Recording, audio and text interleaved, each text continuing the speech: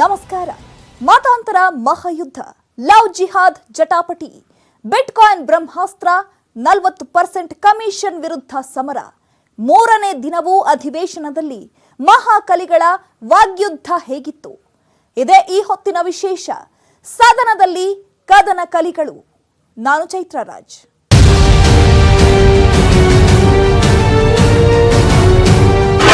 ಹಿಂದೂ ಧರ್ಮದವ್ರಿಗೆಲ್ಲರಿಗೂ ಯಾವುದೋ ಯೇಸು ಕ್ರಿಸ್ತ ಪುಸ್ತಕಗಳನ್ನು ಕೊಟ್ಟು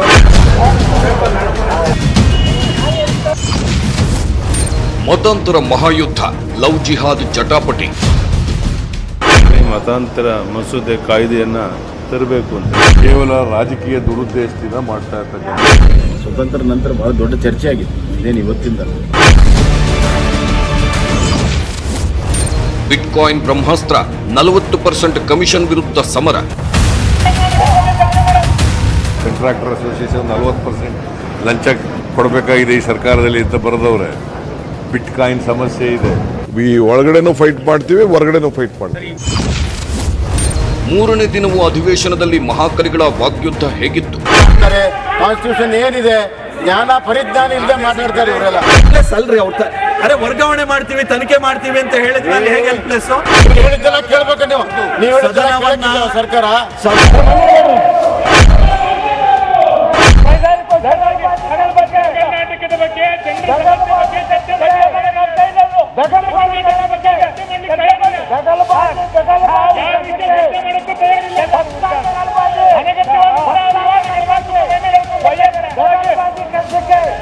ಉತ್ತರ ಕರ್ನಾಟಕ ಜನಪರವಾದಂತ ಚರ್ಚೆ ಮಾಡಿ ಬೆಳಗಾವಿ ಅಧಿವೇಶನ ನಡೀತಾರೆ. ಜನಪರವಾದ ಚರ್ಚೆ ಮಾಡಿ ಅಲ್ಲೆಲ್ಲ ಉತ್ತರ ಕರ್ನಾಟಕ ಮಾಡಿ ಕಾಂಗ್ರೆಸ್ಗೆ ನಜೀರ ತಂದು ನಮಗೆ ಲೂಟಿ ಮಾಡಕ್ ಕೊಟ್ಟಿದ್ದೇವೆ. ನೀವೇ ತಂದು ಕೊಟ್ಟಿದ್ದೇವೆ ಲೂಟಿ. ಮಾತಿಗೆ ಮಾತು, ಏಟಿಗೆ ಎದುರೇಟು. ಸದನದಲ್ಲಿ ವಿಪಕ್ಷ ಮತ್ತು ಆಡಳಿತ ಪಕ್ಷದ ಮಧ್ಯೆ ಕದನ. ನೀವ ಅನ್ನೋ ರೇಂಜ್ಗೆ ಮಾತಿನ ಮಲ್ಲಯುದ್ಧ ನಡೀತಾ ಇದೆ. ಮೇಲ್ಮೇಲೆ ಕಿಮ್ಮತ್ತೇನು? ಓದಿಕೊಡ್ರಿ, ಸಂವಿಧಾನ ಓದಿಕೊಡ್ರಿ. ನಾವ್ ಯಾರು ಶಾಶ್ವತ ಅಲ್ಲ, ಈ ವ್ಯವಸ್ಥೆ ಶಾಶ್ವತ. ಇವ್ರು ಹೇಳಿದ್ದೆಲ್ಲ ಕೇಳ್ಬೇಕಲ್ಲ ನಾವು.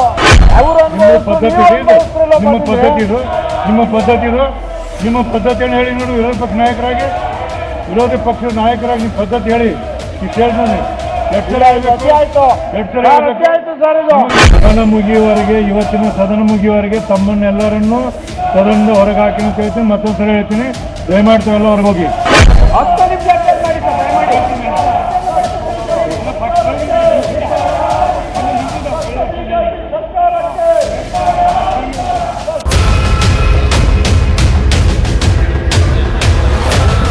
ಹೌದು ವೀಕ್ಷಕರೇ, ಬೆಳಗಾವಿಯಲ್ಲಿ ನಡೆಯುತ್ತಿರೋ ಚಳಿಗಾಲದ ಅಧಿವೇಶನದಲ್ಲಿ ರಾಜ್ಯ ಸರ್ಕಾರ ಮತಾಂತರ ನಿಷೇಧ ಕಾಯ್ದೆ ಜಾರಿ ಮಾಡಬೇಕು ಅಂತ ತುದಿಗಾಲಲ್ಲಿ ನಿಂತಿದೆ. ಇದರ ಜೊತೆಗೆ ಲವ್ ಜಿಹಾದ್ ಸೇರಿದಂತೆ ಹಲವು ಕಾಯ್ದೆಗಳನ್ನ ಪಾಸ್ ಮಾಡಿಕೊಳ್ಳಲು ಭರ್ಜರಿ ಪ್ಲಾನ್ ಮಾಡಿದೆ.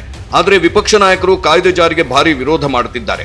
ಹೀಗಾಗಿ ಸಿಎಂ ಬೊಮ್ಮಾಯಿ ಬಿಜೆಪಿ ಶಾಸಕಾಂಗ ಪಕ್ಷದ ಸಭೆ ನಡೆಸುತ್ತಿದ್ದಾರೆ. ಸದನದಲ್ಲಿ ಕಾಯ್ದೆಗಳನ್ನು ಹೇಗೆ ಪಾಸ್ ಮಾಡಿಕೊಳ್ಳಬೇಕು, ವಿರೋಧ ಪಕ್ಷಗಳಿಂದ ತೂರಿ ಬರೋ ಮಾತಿನ ಬಾಣಗಳನ್ನ ಅದು ಹೇಗೆ ಮೆಟ್ಟಿ ನಿಲ್ಲಬೇಕು ಅಂತ ಹೇಳಿ ಚರ್ಚೆ ನಡೆಸಿದ್ದಾರೆ.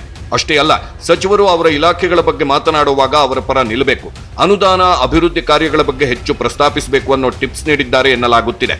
ಹಾಗಾದ್ರೆ ಬೆಳಗಾವಿ ಅಧಿವೇಶನದ ಮೂರನೇ ದಿನ ಸದನದಲ್ಲಿ ಏನೆಲ್ಲ ಬೆಳವಣಿಗೆಗಳು ಆದ್ವು? ಮಹಾಕಲಿಗಳ ಮಧ್ಯೆ ಯಾವೆಲ್ಲ ವಾಗ್ಯುದ್ಧಗಳು ನಡೆದು ಹೋದ್ವು? ಡಿಸೆಂಬರ್ 24ರವರೆಗೂ ನಡೆಯೋ ಕಲಾಪದಲ್ಲಿ ವಿಪಕ್ಷ ನಾಯಕ ಸಿದ್ದರಾಮಯ್ಯ ಯಾವೆಲ್ಲ ಬಾಣ ಬಿರುಸುಗಳನ್ನ ಬಿಡ್ತಾರೆ? ಅವರ ಬತ್ತಳಿಕೆಯಲ್ಲಿರೋ ಬ್ರಹ್ಮಾಸ್ತ್ರಗಳು ಯಾವುವು ಅನ್ನೋದನ್ನ ಡೀಟೇಲ್ ಆಗಿ ತೋರಿಸ್ತೀವಿ ನೋಡಿ. ಅಧಿಕಾರಿಗಳು ನಿಮ್ಮ ಜಿಲ್ಲೆನಲ್ಲಿ ನಿಮಗೆ ಈ ತರ ಮಾತಾಡಿದ್ರೆ ಸುಮ್ಮನೆ ಇರ್ತೀರಾ? ತುಕಾರಾಮ್ ಅವರು ಬಹಳ ಆಕ್ಟಿವ್ MLA ಅಂತ ಇಷ್ಟೇ ಹೇಳಕ್ ಬರೆಸ್ತೀನಿ. ಒಮ್ಮೆ ಓವರ್ ಆಕ್ಟಿವ್ ಆಗ್ತಾರೆ, ಇರ್ಲಿ ಪರವಾಗಿಲ್ಲ. ಬೆಳಗಾವಿಯಲ್ಲಿ ಬುಧವಾರ ಸದನ ಆರಂಭಕ್ಕೂ ಮುನ್ನ ಕಾಂಗ್ರೆಸ್ ನಾಯಕರು ಶಾಸಕಾಂಗ ಪಕ್ಷದ ಸಭೆ ನಡೆಸಿದ್ರು. ಈ ಸಭೆಯಲ್ಲಿ ಗೋಹತ್ಯೆ ನಿಷೇಧ ಕಾಯ್ದೆ ಮರುಪರಿಶೀಲನೆ ಆಗ್ರಹಿಸಿ ಹೋರಾಟ, ಉತ್ತರ ಕರ್ನಾಟಕ ಸಮಸ್ಯೆಗಳ ಬಗ್ಗೆ ಪ್ರಸ್ತಾಪ, ಕೊರೋನಾದಿಂದ ಮೃತಪಟ್ಟವರಿಗೆ ಇನ್ನೂ ಸಿಗದ ಪರಿಹಾರ, ಹೀಗೆ ಹಲವು ವಿಚಾರಗಳ ಪ್ರಸ್ತಾಪಕ್ಕೆ ನಿರ್ಧರಿಸಲಾಯಿತು. ಅಷ್ಟೇ ಅಲ್ಲ, ಕಾಂಗ್ರೆಸ್ ಶಾಸಕಾಂಗ ಸಭೆಯಲ್ಲಿ ನೂತನ ವಿಧಾನ ಪರಿಷತ್ ಸದಸ್ಯರಿಗೆ ಅಭಿನಂದನೆ ಸಲ್ಲಿಸಲಾಯಿತು. ಕೆಲವು ಕ್ಷೇತ್ರಗಳಲ್ಲಿ ಅನಿರೀಕ್ಷಿತ ಸೋಲಾಗಿರುವ ಬಗ್ಗೆ ಕೈ ನಾಯಕರು ಸಮಾಲೋಚನೆ ನಡೆಸಿದ್ರು. ಬಳ್ಳಾರಿ, ಚಿಕ್ಕಮಗಳೂರು, ಚಿತ್ರದುರ್ಗ ಸೋಲಿಗೆ ಕಾರಣಗಳ ಬಗ್ಗೆ ಸಭೆಯಲ್ಲಿ ಚರ್ಚಿಸಿದ್ರು.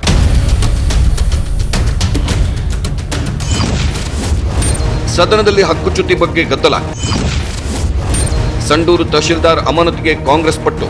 ಈಗ ತುಕಾರಾಮ್ ಅವರು ಎಲ್ಲೆಲ್ಲ ಮಾಡ್ಲಿ ಮಾನ್ಯ ಅಧ್ಯಕ್ಷ. ಇದು ಕರ್ತವ್ಯ ಲೋಪದ ಬಗ್ಗೆ ನಾನು ಹೇಳ್ತೀನಿ ಮಾನ್ಯ ಅಧ್ಯಕ್ಷರೇ. ಜಾಬ್ ಜೊತೆ ಸೀಟಿ ಹೊಡ್ಕೊಂಡು ಆ ವಿಡಿಯೋಗಳಲ್ಲಿ ನಿಮಗೆಲ್ಲ ತೋರಿಸಿದ್ದೀನಿ ಮಾನ್ಯ ಅಧ್ಯಕ್ಷರೇ. ಮೈನಿಂಗು ಇದ್ರದ್ದೆಲ್ಲ ಮಾನ್ಯ ಅಧ್ಯಕ್ಷರೇ, ಒಬ್ಬ ತಹಸೀಲ್ದಾರರು ಇರ್ತಕ್ಕಂಥ ಗೌರವ ಮಾನ್ಯ ಅಧ್ಯಕ್ಷ. ಇವತ್ತು ನೋಡ್ರಿ, ಕೋಲ್ ಹಿಡ್ಕೊಂಡು ಗುಂಡ ಹಿಡಿದು ವರ್ತನೆ ಮಾಡ್ದಂಗೆ ಮಾಡಲಿಕ್ಕೆ ಹೋಗ್ತಾ ಇದ್ದಾರೆ ಮಾನ್ಯ ಅಧ್ಯಕ್ಷ ಹಳ್ಳಿಗಳಾಗೆ. ಗಣರಾಜ್ಯೋತ್ಸವ ದಿನ ಮಾನ್ಯ ಅಧ್ಯಕ್ಷರೇ, ಇದಕ್ಕೆ ನನಗೆ ಪೂರ್ವಭಾವಿ ಸಭೆಗೆ ಕೂಡ ಕರೆದಿಲ್ಲ ಮಾನ್ಯ ಅಧ್ಯಕ್ಷರೇ, ಅವರೇ ತೀರ್ಮಾನ ಮಾಡಿದಾರಂತೆ. ಏನಮ್ಮ ಈ ಥರ ನಡೀತಾ ಇದೆ ಹಿಂಗಂತಾನೆ, ನಿನಗೇನು ಗೊತ್ತು ಆಡಳಿತ ಮಾಡೋಣ, ನಾನು ನಿಂದೆಷ್ಟಿದೆ ಅಷ್ಟು ನೋಡ್ಕೊಂಡು ಹೋಗಂತ ಹೇಳ್ತಾಳೆ ಮಾನ್ಯ ಅಧ್ಯಕ್ಷರೇ. ಸಂಡೂರು ಕ್ಷೇತ್ರದ ಕಾಂಗ್ರೆಸ್ ಶಾಸಕ ತುಕಾರಾಂ ಅವರು ಬುಧವಾರ ಸುವರ್ಣಸೌಧದಲ್ಲಿ ಹಕ್ಕುಚ್ಯುತಿ ಪ್ರಸ್ತಾಪ ಮಂಡನೆ ಮಾಡಿದ್ರು. ಸಂಡೂರಿನ ತಹಶೀಲ್ದಾರ್ ಕಾಲೇಜಿನಲ್ಲಿ ಪಾರ್ಟಿ ಮಾಡ್ತಾರೆ, ಕರ್ತವ್ಯ ಲೋಪ ಹಾಗೂ ಭ್ರಷ್ಟಾಚಾರದ ಆರೋಪ ಅವರ ಮೇಲಿದೆ. ತಹಶೀಲ್ದಾರರು ಹಳ್ಳಿಗಳಲ್ಲಿ ಕೋಲು ಹಿಡಿದು ಗೂಂಡಾವರ್ತನೆ ಮಾಡುತ್ತಿದ್ದಾರೆ. ವಾಲ್ಮೀಕಿ ಜಯಂತಿ ದಿನ ಕಾರ್ಯಕ್ರಮದ ಆಹ್ವಾನ ಪತ್ರದಲ್ಲಿ ನನ್ನ ಹೆಸರು ಹಾಕಿಲ್ಲ, ಈ ಮೂಲಕ ಅವಮಾನ ಮಾಡಿದ್ದಾರೆ ಎಂದು ತುಕಾರಾಂ ಸದನದ ಗಮನಕ್ಕೆ ತಂದ್ರು. ಅಷ್ಟೇ ಅಲ್ಲ, ಭ್ರಷ್ಟಾಚಾರದ ಆರೋಪದ ಬಗ್ಗೆ ಕೇಳಲು ಅವರ ಕಚೇರಿಗೆ ಹೋದಾಗ ಅಗೌರವವಾಗಿ ನಡೆಸಿಕೊಂಡಿದ್ದಾರೆ. ಈ ನಿಟ್ಟಿನಲ್ಲಿ ಅವರ ವಿರುದ್ಧ ಸೂಕ್ತ ಕ್ರಮ ಕೈಗೊಳ್ಳಲು ತುಕಾರಾಂ ಆಗ್ರಹಿಸಿದ್ರು. ಇದಕ್ಕೆ ಧ್ವನಿಗೂಡಿಸಿದ ಕಾಂಗ್ರೆಸ್ ಶಾಸಕರು ತಹಶೀಲ್ದಾರರನ್ನ ಅಮಾನತು ಮಾಡಬೇಕು ಎಂದು ಆಗ್ರಹಿಸಿದ್ರು. ಇನ್ನು ಇದೇ ವೇಳೆ ತುಕಾರಾಂ ಪರವಾಗಿ ಮಾತನಾಡಿದ ಸಿದ್ದರಾಮಯ್ಯ, ಇದು ಬಹಳ ಗಂಭೀರವಾದ ವಿಚಾರವಾಗಿದೆ. ತುಕಾರಾಂ ಪತ್ರದ ಮೇಲೆ ಕ್ರಮ ಕೈಗೊಳ್ಳಲು ಮಾಧುಸ್ವಾಮಿ ಸೂಚಿಸಿದ್ದಾರೆ. ಇದಾದ ಮೇಲೂ ಶಾಸಕರಿಗೆ ತಹಶೀಲ್ದಾರರು ಅವಮಾನ ಮಾಡುವುದು ನಿಂತಿಲ್ಲ. ಸಿಎಂ ಆದೇಶ ಇದ್ದರೂ ಇಲಾಖೆ ಅಧಿಕಾರಿಗಳು ತಹಶೀಲ್ದಾರರನ್ನ ವರ್ಗಾವಣೆ ಮಾಡಿಲ್ಲ. ಈ ವಿಚಾರವಾಗಿ ತೇಲಿಸುವ ಉತ್ತರ ಕೊಡಬಾರದು.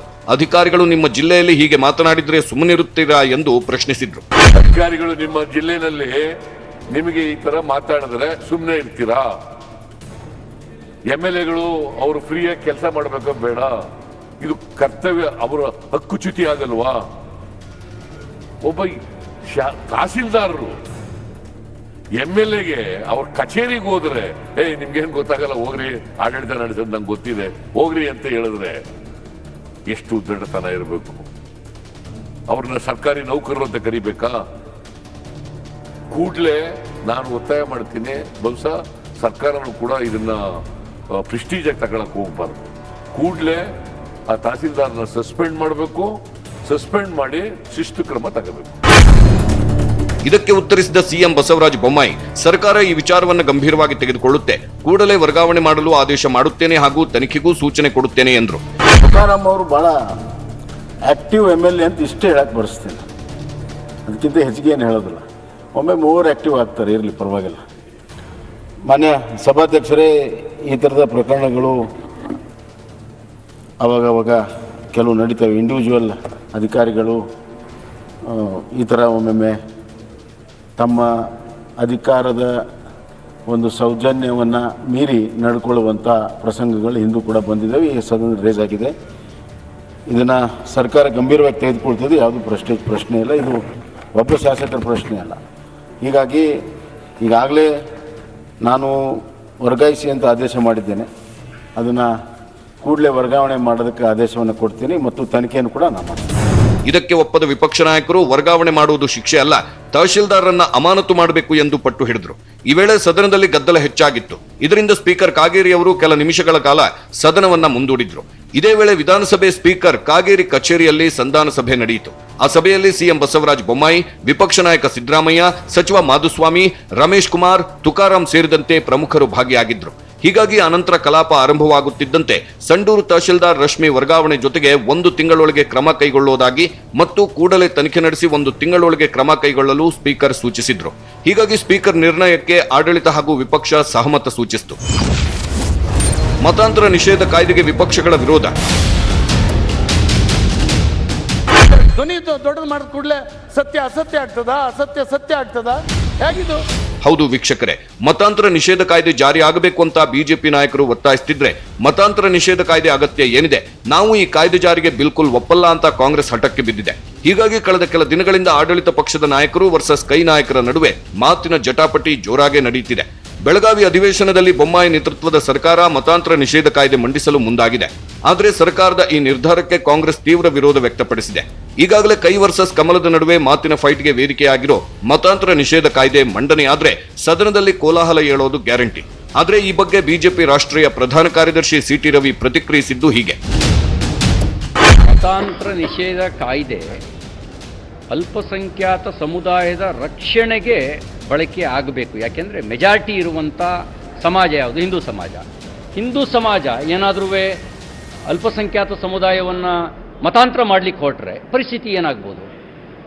ಅವರ ಅಸ್ತಿತ್ವ ಉಳಿಸ್ಕೊಳ್ಳೋಕ್ಕೆ ಈ ಮತಾಂತರ ಕಾಯ್ದೆ ಸಹಾಯಕ ಆಗಬೇಕು. ಆದರೆ ಅಲ್ಪಸಂಖ್ಯಾತರೆ ಇದು ನಮ್ಮನ್ನು ಗುರಿ ಇಟ್ಕೊಂಡು ತರ್ತಾ ಇದ್ದಾರೆ ಅಂತ ಹೇಳ್ತಿರೋದನ್ನು ನೋಡಿದಾಗ ಅವರ ಉದ್ದೇಶಗಳು ಮತಾಂತರವೇ ಇದೆಯೇನೋ ಅನ್ನುವಂಥ ಸಂಶಯ ಸ್ವಾಭಾವಿಕವಾಗಿ ಬರ್ತಾ ಇದೆ. ಇಲ್ಲದೇ ಇದ್ದರೆ ಅವರವರ ಧರ್ಮವನ್ನು ಆಚರಣೆ ಮಾಡೋದಕ್ಕೆ ಈ ನಿಷೇಧ ಯಾವುದೇ ರೀತಿ ಅಡ್ಡಿ ಮಾಡಲ್ಲ. ಈ ಕಾಯ್ದೆ ಅವರವ್ರ ಧರ್ಮನ ಅವರು ಸ್ವತಂತ್ರವಾಗಿ ಮಾಡ್ಬೋದು. ಹೀಗೆ ಸಿಟಿ ರವಿ ಅವರು ಮತಾಂತರ ನಿಷೇಧ ಕಾಯ್ದೆ ಬಗ್ಗೆ ಹೇಳ್ತಾ ಇದ್ರೆ, ಇತ್ತ ಕೆಪಿಸಿಸಿ ಅಧ್ಯಕ್ಷ ಈ ಕಾಯ್ದೆಯನ್ನ ಬಲವಾಗಿ ವಿರೋಧಿಸುತ್ತಿದ್ದಾರೆ. ಕಾಂಗ್ರೆಸ್ ಶಾಸಕಾಂಗ ಸಭೆ ಬಳಿಕ ಮಾತನಾಡಿದ ಕೆಪಿಸಿಸಿ ಅಧ್ಯಕ್ಷ ಡಿಕೆ ಶಿವಕುಮಾರ್, ಸದನದಲ್ಲಿ ದೊಡ್ಡ ಹೋರಾಟ ಮಾಡಲು ಸಭೆಯಲ್ಲಿ ತೀರ್ಮಾನ ಮಾಡಿದ್ದೇವೆ ಎಂದರು. ಹಾಗೆ ಮೇಕೆದಾಟು ಯೋಜನೆ ಪಾದಯಾತ್ರೆ ಬಗ್ಗೆ ಚರ್ಚೆ ಮಾಡಿದ್ದೇವೆ. ಹಾಗೆ ಮತಾಂತರ ಕಾಯ್ದೆ ಜಾರಿ ವಿಚಾರವಾಗಿಯೂ ಸರ್ಕಾರದ ವಿರುದ್ಧ ಡಿಕೆ ವಾಗ್ದಾಳಿ ನಡೆಸಿದ್ರು. ಮತಾಂತರ ಅವರು ಬೇಕು ಅಂತ ಲಾಸ್ಟ್ ಅಲ್ಲಿ ತೆಗೆದುಕೊಳ್ತಾರೆ, ನಾವು ಅದಕ್ಕೆ ರೆಡಿ ಆಗಿದ್ದೀವಿ.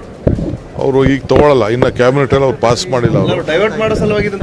ಅವ್ರು ಬೇಕು ಅಂತ ಡೈವರ್ಟ್ ಮಾಡಲಿಕ್ಕೆ ಈ ಎಲೆಕ್ಷನ್ ಹತ್ರ ಬರ್ತಿದ್ದಂಗೆ ಧರ್ಮದ ವಿಚಾರ ಈಗ ನೆನ್ನೆ ಅವರು ಹೇಳಿದ್ದಾರೆ, ಹೋಮ್ ಲಾ ಮಿನಿಸ್ಟರ್ ಒಂದು ಸ್ಟೇಟ್ಮೆಂಟ್ ಕೊಟ್ಟಿದ್ದಾರೆ. SC ವಿಚಾರ ಬರ್ತದೆ, ಇನ್ನೊಂದು ಬೌದ್ಧ ಧರ್ಮದ ವಿಚಾರ, ಅಂಬೇಡ್ಕರ್ ಕಾನ್ಸ್ಟಿಟ್ಯೂಷನ್ ಎಲ್ಲ ಕೆಲವೆಲ್ಲ ಏನೇನೋ ಹೇಳಿದ್ದಾರೆ ಅವರೆಲ್ಲ. ಸೊ ಹಿಂಗೆಲ್ಲ ಇದೆ. ಅದಕ್ಕೆ ಅವರು ಈಗ ತಗೊಳ್ತಾರೆ, ನನಗೂ ಗೊತ್ತಿದೆ, ತಗೊಳ್ಳೋದಕ್ಕೆ ರೆಡಿ ಮಾಡ್ಕೊಳ್ತಾರೆ. ಕಾಂಗ್ರೆಸ್ ನಿಲುವು ಖಂಡಿತವಾಗಿ ವಿರೋಧ ಮಾಡ್ತದೆ. We will not allow for it. ಒಳಗಡೆನೂ ಫೈಟ್ ಮಾಡ್ತೀವಿ, ಹೊರಗಡೆನೂ ಫೈಟ್ ಮಾಡ್ತೀವಿ. ಕೇಳಿದ್ರಲ್ಲ, ಕೆಪಿಸಿಸಿ ಅಧ್ಯಕ್ಷ ಡಿಕೆಶಿ ಅವರು ಹೇಳಿದ್ದನ್ನ. ಮತಾಂತರ ನಿಷೇಧ ಕಾಯ್ದೆಯನ್ನ ಸದನದ ಒಳಗೆ ಮತ್ತು ಹೊರಗೆ ಎರಡೂ ಕಡೆಯೂ ವಿರೋಧಿಸುತ್ತೇವೆ ಅಂತಿದ್ದಾರೆ. ಇನ್ನು ಮತಾಂತರ ನಿಷೇಧ ಕಾಯ್ದೆ ಮಂಡಿಸುವ ಸರ್ಕಾರದ ನಿರ್ಧಾರವನ್ನ ಸಿಎಂ ಬೊಮ್ಮಾಯಿ ಈಗಾಗಲೇ ಸಾಕಷ್ಟು ಬಾರಿ ಸಮರ್ಥಿಸಿಕೊಂಡಿದ್ದಾರೆ. ಮತಾಂತರ ನಿಷೇಧ ಕಾಯ್ದೆಯಿಂದ ಬಡತನವನ್ನ ದುರುಪಯೋಗಪಡಿಸಿಕೊಂಡು ಆಸೆಯ ಆಮಿಷ ಒಡ್ಡೋದನ್ನ ನಿಲ್ಲಿಸ್ತೀವಿ ಅಂತ ಬೊಮ್ಮಾಯಿ ಹೇಳಿದ್ದಾರೆ. ಆದರೆ ಈ ಕಡೆ ವಿಪಕ್ಷ ನಾಯಕ ಸಿದ್ದರಾಮಯ್ಯ ಅಧಿವೇಶನದಲ್ಲಿ ಕಾಯ್ದೆಯನ್ನ ವಿರೋಧಿಸೋದಾಗಿ ಗುಡುಗಿದ್ದಾರೆ. ಕ್ರಿಶ್ಚಿಯನ್ ಧರ್ಮ ಇರಲಿ, ಇಸ್ಲಾಂ ಧರ್ಮ ಇರಲಿ, ಹಿಂದೂ ಧರ್ಮ ಇರಲಿ, ಇವೆಲ್ಲ ಸಂವಿಧಾನಾತ್ಮಕವಾಗಿ ರೆಕಗ್ನೈಸ್ ಆಗಿರುವಂಥದ್ದು. ಬಡತನ ಪರಿಸ್ಥಿತಿಯನ್ನು ದುರುಪಯೋಗ ಮಾಡಿಕೊಂಡು ಆಸೆ ಆಮೇಷ ಒಡ್ಡಿ ಮತಾಂತರ ಆಗುವಂಥದ್ದು ಅವಕಾಶ ಇಲ್ಲ. ಮತಾಂತರ ನಿಷೇಧ ಕಾಯ್ದೆ ವಿಚಾರ ಬರ್ತಾ ಇದೆ, ಅದನ್ನು ವಿರೋಧ ಮಾಡ್ತೀವಿ. ಹಾಗೆ ವಿರೋಧ ಮಾಡ್ತೀವಿ. ಬಟ್ ಅವರು ಮತಾಂತರ ಮಾಡ್ತಾ ಇರ್ತಕ್ಕಂಥದ್ದು ಒಂದು ಧರ್ಮದವ್ರನ್ನ ಗುರಿ ಇಟ್ಕೊಂಡು ಮಾಡ್ತಾ ಇರ್ತಕ್ಕಂಥದ್ದು ಅದು ಸರಿ ಇಲ್ಲ. ದುರುದ್ದೇಶದಿಂದ ಮಾಡ್ತಾ ಇರ್ತಕ್ಕಂಥದ್ದು. ಹೌದು, ಮತಾಂತರ ನಿಷೇಧ ಕಾಯ್ದೆ ಬೇಕೇ ಬೇಕು ಅಂತ ಸರ್ಕಾರ ಪಟ್ಟು ಹಿಡಿಯುತ್ತಿದ್ರೆ, ಇತ್ತ ವಿಪಕ್ಷ ನಾಯಕ ಸಿದ್ದರಾಮಯ್ಯ ಸೇರಿದಂತೆ ಕಾಂಗ್ರೆಸ್ ಮುಖಂಡರು ಈ ಕಾಯ್ದೆಯ ಅವಶ್ಯಕತೆಯೇ ಇಲ್ಲ, ಬಲವಂತದ ಮತಾಂತರ ನಿಷೇಧ ಅಂತ ಹೇಳಿ ಸಂವಿಧಾನದಲ್ಲೇ ಇದೆ, ಹೀಗಿರುವಾಗ ಪ್ರತ್ಯೇಕ ಕಾಯ್ದೆ ಯಾಕೆ ಬೇಕು ಅಂತ ಹೇಳಿ ಪ್ರಶ್ನೆ ಮಾಡ್ತಾ ಇದ್ದಾರೆ. ಹೀಗೆ ಆಡಳಿತ ಪಕ್ಷ ಮತ್ತು ವಿಪಕ್ಷಗಳ ಮಧ್ಯೆ ಮತಾಂತರ ನಿಷೇಧ ಕಾಯ್ದೆ ವಿಚಾರವಾಗಿ ಸದನದ ಹೊರಗೆ ವಾದ ವಿವಾದ ನಡೆಯುತ್ತಿದೆ. ಇದರ ಜೊತೆಗೆ ಲವ್ ಜಿಹಾದ್ ಕಾಯ್ದೆ ಜಾರಿ ಬಗ್ಗೆಯೂ ಸುಳಿವು ನೀಡಿದ್ರು. ಹೀಗಾಗಿ ಈ ಕಾಯ್ದೆಗಳ ಬಗ್ಗೆ ಸದನದಲ್ಲಿ ಪ್ರಸ್ತಾಪವಾದ್ರೆ ಖಂಡಿತ ಮಾತಿನ ಮಲ್ಲಯುದ್ಧ ನಡೆಯುತ್ತೆ, ಸದನದಲ್ಲಿ ಕೋಲಾಹಲ ಸೃಷ್ಟಿಯಾಗುತ್ತೆ ಎನ್ನಲಾಗುತ್ತಿದೆ.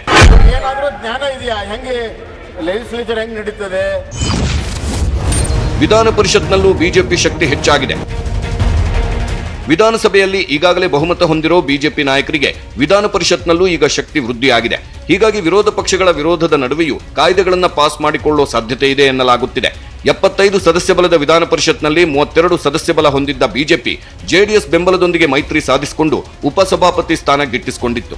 ನಿಮಗೆ ಗೊತ್ತಿರಲಿ, 32 ಸದಸ್ಯರನ್ನು ಹೊಂದಿದ್ದ ಬಿಜೆಪಿಯ 6 ಸದಸ್ಯರ ಅವಧಿ ಮುಗಿಯುತ್ತಿರುವ ಹಿನ್ನೆಲೆಯಲ್ಲಿ ಅವರ ಸ್ಥಾನಗಳು ಸೇರಿದಂತೆ 25 ಸ್ಥಾನಗಳಿಗೆ ಚುನಾವಣೆ ನಡೆಸಲಾಯಿತು. 6 ಸ್ಥಾನಗಳ ಜೊತೆ ಹೆಚ್ಚುವರಿಯಾಗಿ 5 ಸ್ಥಾನಗಳನ್ನು ಗೆದ್ದಿರುವ ಬಿಜೆಪಿ ಪರಿಷತ್ನಲ್ಲಿ ತನ್ನ ಸಂಖ್ಯಾಬಲವನ್ನ 32ರಿಂದ 37ಕ್ಕೆ ಹೆಚ್ಚಿಸಿಕೊಂಡಿದೆ. ಆ ಮೂಲಕ 75 ಸದಸ್ಯ ಬಲದ ಪರಿಷತ್ನಲ್ಲಿ ಅಗತ್ಯ ಬಹುಮತಕ್ಕೆ ಬೇಕಿರುವ ಸಂಖ್ಯೆಯಾದ 38ನ್ನ ತಲುಪುವಲ್ಲಿ ಕೊನೆ ಕ್ಷಣದಲ್ಲಿ ಎಡವಿದ್ದು ಸಭಾಪತಿಯನ್ನ ನೆಚ್ಚಿಕೊಳ್ಳಬೇಕಿದೆ. ಹೀಗಾಗಿ ಇನ್ಮೇಲೆ ಪರಿಷತ್ನಲ್ಲಿ ಸರ್ಕಾರ ತಮ್ಮ ಕಾಯ್ದೆಗಳನ್ನ ವಿರೋಧ ಪಕ್ಷಗಳ ವಿರೋಧದ ನಡುವೆಯೂ ಸುಲಭವಾಗಿ ಪಾಸ್ ಮಾಡಿಕೊಳ್ಳುವ ಸಾಧ್ಯತೆ ಇದೆ ಅನ್ನೋ ವಿಶ್ಲೇಷಣೆಗಳಿವೆ.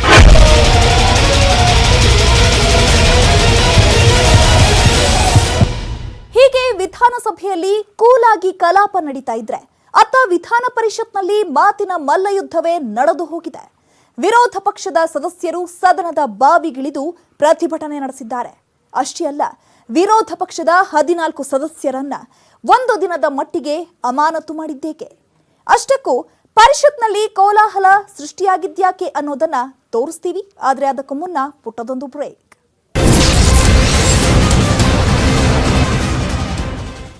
ಬೆಳಗಾವಿ ಸುವರ್ಣಸೌಧದಲ್ಲಿ ನಡೀತಾ ಇರೋ ಅಧಿವೇಶನದಲ್ಲಿ ಆಡಳಿತ ಮತ್ತು ಪ್ರತಿಪಕ್ಷಗಳ ಮಧ್ಯೆ ವಾಗ್ಯುದ್ಧವೇ ನಡೆದು ಹೋಗಿದೆ. ಅದರಲ್ಲೂ ಬುಧವಾರದ ಪರಿಷತ್ ಕಲಾಪ ಪ್ರತಿಭಟನೆ ಧಿಕ್ಕಾರದ ಘೋಷಣೆಗಳಿಗೆ ಸಾಕ್ಷಿಯಾಯಿತು. ಅಷ್ಟೇ ಅಲ್ಲ, ವಿರೋಧ ಪಕ್ಷದ 14 ಸದಸ್ಯರನ್ನು ಒಂದು ದಿನದ ಮಟ್ಟಿಗೆ ಅಮಾನತು ಕೂಡ ಮಾಡಲಾಯಿತು. ಹಾಗಾದ್ರೆ ಸದನದಲ್ಲಿ ಏನು ನಡೀತು? ಆ ಕುರಿತ ಕಂಪ್ಲೀಟ್ ರಿಪೋರ್ಟ್ ಇಲ್ಲಿದೆ ನೋಡಿ. ಬುಧವಾರ ಬೆಳಗ್ಗೆ ವಿಧಾನ ಪರಿಷತ್ ಆರಂಭವಾಗುತ್ತಿದ್ದಂತೆ ಅಭಿನಂದನ ಮಾತುಗಳು ಮಾತಿನ ಚಕಮಕಿಗೆ ಕಾರಣವಾಯಿತು. ಜನವರಿ 5ರಂದು ಪರಿಷತ್ನ 25 ಸದಸ್ಯರ ಅವಧಿ ಪೂರ್ಣವಾಗುತ್ತಿದೆ. ಆ ಸ್ಥಾನಗಳಿಗೆ ಇತ್ತೀಚೆಗೆ ಗೆದ್ದಿರೋ 25 ಸದಸ್ಯರು ಬರ್ತಾರೆ. ಆದರೆ ಈ ಸಲ ಪರಿಷತ್ನ ವಿಪಕ್ಷ ನಾಯಕ ಎಸ್ಆರ್ ಪಾಟೀಲ್ ಅವರಿಗೆ ಪರಿಷತ್ ಚುನಾವಣಾ ಟಿಕೆಟ್ ಸಿಗದಿರೋದ್ರಿಂದ ಎಸ್ಆರ್ ಪಾಟೀಲ್ ಅವರ ಅವಧಿ ಜನವರಿ 5ರಂದು ಮುಕ್ತಾಯವಾಗಲಿದೆ. ಇದೇ ವಿಚಾರದ ಬಗ್ಗೆ ಮಾತನಾಡಿದ ಆಡಳಿತ ಪಕ್ಷದ ಸದಸ್ಯ ಪುಟ್ಟಣ್ಣಯ್ಯ, ಎಸ್ಆರ್ ಪಾಟೀಲ್ರು ಮುಂದೆ ಪರಿಷತ್ನಲ್ಲಿ ಇರಬೇಕಿತ್ತು ಅಂತ ಹೇಳಿದ್ರು. ಈ ಮಾತು ಪ್ರತಿಪಕ್ಷದ ಸದಸ್ಯರನ್ನ ಕೆರಳಿಸಿ ಬಿಟ್ಟಿತ್ತು. ಈ ಬಗ್ಗೆ ಅಸಮಾಧಾನ ವ್ಯಕ್ತಪಡಿಸಿದ ಬಿಕೆ ಹರಿಪ್ರಸಾದ್, ಕಾಂಗ್ರೆಸ್ ಪಾಟೀಲರಿಗೆ ಟಿಕೆಟ್ ಕೊಟ್ಟಿಲ್ಲ ಅಂತ ಬಿಂಬಿಸಲಾಗ್ತಿದೆ ಎಂದು ಕಿಡಿಕಾರಿದ್ರು. ಇದೇ ವೇಳೆ ಪರಿಷತ್ ಚುನಾವಣೆಯಲ್ಲಿ ಗೆದ್ದ ವಿಧಾನ ಪರಿಷತ್ ಸಭಾನಾಯಕ ಕೋಟ ಶ್ರೀನಿವಾಸ್ ಪೂಜಾರಿಗೆ ಅಭಿನಂದನೆ ಸಲ್ಲಿಕೆಯೂ ನಡೆಯಿತು. ಅನಂತರ ರಾಜ್ಯದಲ್ಲಿ ಮೇಲ್ಮನೆ ಬೇಕಾ ಬೇಡವಾ ಅನ್ನೋ ವಿಚಾರದ ಬಗ್ಗೆ ಚರ್ಚೆ ನಡೆಯಿತು. ಯಾಕಂದ್ರೆ ಇತ್ತೀಚೆಗೆ ಚಿಂತಕರ ಚಾವಣಿ 100ಕ್ಕೆ 100ರಷ್ಟು ಶ್ರೀಮಂತರ ಚಾವಣಿ ಆಗುತ್ತಿದೆ ಅನ್ನೋ ಚರ್ಚೆ ನಡೆಯಿತು. ನಿಲುವಳಿ ಮಂಡನೆ ವಿಚಾರದಲ್ಲಿ ಕೋಲಾಹಲ. ಪರಿಷತ್ನ 14 ಕಾಂಗ್ರೆಸ್ ಸದಸ್ಯರ ಅಮಾನತು. ಸಚಿವರೊಬ್ಬರ ಕ್ರಿಮಿನಲ್ ಮೊಕದ್ದಮೆ ವಿರುದ್ಧ ನಿಯಮ 67ರ ಅಡಿ ಪರಿಷತ್ ಸದಸ್ಯ ನಾರಾಯಣಸ್ವಾಮಿ ನಿಲುವಳಿ ಮಂಡಿಸಲು ಅವಕಾಶ ಕೇಳಿದ್ರು. ಸಚಿವರು ಸೇರಿ 5 ಆರೋಪಿಗಳ ವಿರುದ್ಧ ಕ್ರಿಮಿನಲ್ ಕೇಸ್ ದಾಖಲಿಸಿ ಸಮನ್ಸ್ ಜಾರಿಗೆ ಸೂಚಿಸಲಾಗಿದೆ. ಹೀಗಾಗಿ ಈ ಕುರಿತು ಸದನದಲ್ಲಿ ಚರ್ಚೆಗೆ ಅವಕಾಶ ನೀಡುವಂತೆ ನಾರಾಯಣಸ್ವಾಮಿ ಆಗ್ರಹಿಸಿದ್ರು. ಇದೇ ವಿಚಾರವಾಗಿ ಬಿಕೆ ಹರಿಪ್ರಸಾದ್ ಕೂಡ ಪಟ್ಟು ಹಿಡಿದ್ರು. ಆದರೆ ಈ ಪ್ರಕರಣ ನ್ಯಾಯಾಲಯದಲ್ಲಿರೋದ್ರಿಂದ ಇಲ್ಲಿ ಚರ್ಚೆಗೆ ಅವಕಾಶವಿಲ್ಲ. ಚರ್ಚೆ ಮಾಡಿದಲ್ಲಿ ವಿಚಾರಣೆ ಮೇಲೆ ಪ್ರಭಾವ ಬೀರಿದಂತಾಗುತ್ತದೆ ಅಂತ ಹೇಳಿ ಕಾನೂನು ಸಚಿವ ಮಾಧುಸ್ವಾಮಿ ಉತ್ತರ ಕೊಟ್ಟಿದ್ರು. ಆಗ ಕಾನೂನು ಸಚಿವರು ಮತ್ತು ವಿರೋಧ ಪಕ್ಷದ ಸದಸ್ಯರ ನಡುವೆ ಮಾತಿನ ಚಕಮಕಿಯೇ ನಡೆದು ಹೋಯಿತು. ಈ ವೇಳೆ ಮಧ್ಯಪ್ರವೇಶಿಸಿದ ಸಭಾಪತಿ ಬಸವರಾಜ ಹೊರಟ್ಟಿ, ಈ ಪ್ರಕರಣ ಕೋರ್ಟ್ನಲ್ಲಿರೋದ್ರಿಂದ ಚರ್ಚೆಗೆ ಅವಕಾಶ ನೀಡಲ್ಲ ಎಂದಿದ್ರು. ಅಷ್ಟೇ ಅಲ್ಲ, ಕಲಾಪವನ್ನ ಸ್ವಲ್ಪ ಹೊತ್ತು ಮುಂದೂಡಿದ್ರು. ಭೋಜನ ವಿರಾಮದ ನಂತರ ಪರಿಷತ್ ಕಲಾಪ ಪುನರಾರಂಭವಾದಾಗ ವಿರೋಧ ಪಕ್ಷದ ಸದಸ್ಯರು ನಿಲುವಳಿ ಮಂಡಿಸಲು ಅವಕಾಶ ನೀಡಬೇಕೆಂದು ಪಟ್ಟು ಹಿಡಿದ್ರು. ಅದಕ್ಕೆ ಒಪ್ಪದಿದ್ದಾಗ ಬಾವಿಗಿಳಿದು ಪ್ರತಿಭಟನೆ ನಡೆಸಿದ್ರು. ಭ್ರಷ್ಟ ಸರ್ಕಾರಕ್ಕೆ ಧಿಕ್ಕಾರ ಫಲಕ ಹಿಡಿದು ಪ್ರತಿಭಟಿಸಿದ್ರು. ಸ್ಪೀಕರ್ ನೀಡಿರೋ ರೂಲಿಂಗ್ ಪುನರ್ ಪರಿಶೀಲಿಸಲು ಆಗ್ರಹಿಸಿದ್ರು. ಆದ್ರೆ ಸಭಾಪತಿ ಹೊರಟ್ಟಿ ಅವರು ಒಮ್ಮೆ ನೀಡಿರೋ ರೂಲಿಂಗ್ ವಾಪಸ್ ಪಡೆಯಲ್ಲ ಅಂತ ಹೇಳಿದ್ರು. ನಿಮ್ಮ ಸ್ಥಾನಕ್ಕೆ ಹೋಗುವಂತೆ ಹೊರಟ್ಟಿ ಸೂಚಿಸಿದ್ರು.